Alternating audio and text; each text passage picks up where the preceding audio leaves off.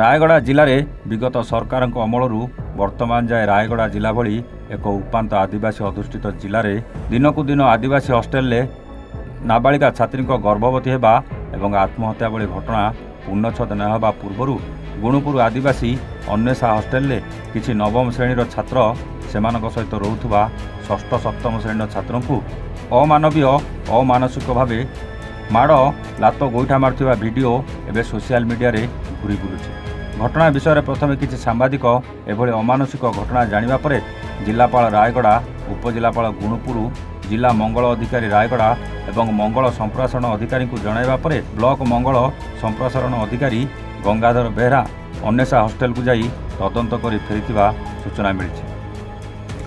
ଆମେ ଏ ବାବଦରେ ଜିଲ୍ଲାପାଳ ରାୟଗଡ଼ାଙ୍କୁ ଯୋଗାଯୋଗ କରିବାରୁ ସେ ମୋବାଇଲ ଉଠାଇ ନଥିବା ଏବଂ ଜିଲ୍ଲା ମଙ୍ଗଳ ଅଧିକାରୀ ଅସୀମା ରାଓ ଏ ବାବଦରେ ଅଧିକ ତଦନ୍ତ କରାଯିବ ବୋଲି ସୂଚନା ଦେଇଛନ୍ତି। ଜିଲ୍ଲାରେ ଏଭଳି ଘଟଣାରେ ଜିଲ୍ଲା ପ୍ରଶାସନ କୌଣସି ପଦକ୍ଷେପ ନ ନେବା ଘଟଣାରେ ବୁଦ୍ଧିଜୀବୀ ମହଲରେ ତୀବ୍ର ଅସନ୍ତୋଷ ଏବଂ ପ୍ରତିକ୍ରିୟା ସୃଷ୍ଟି ହୋଇଛି। ଖାଲି ଦେଖିବାକୁ ବାକି ରହିଲା କିପରି ଦୃଷ୍ଟାନ୍ତମୂଳକ ପଦକ୍ଷେପ ନେବ ଜିଲ୍ଲା ପ୍ରଶାସନ।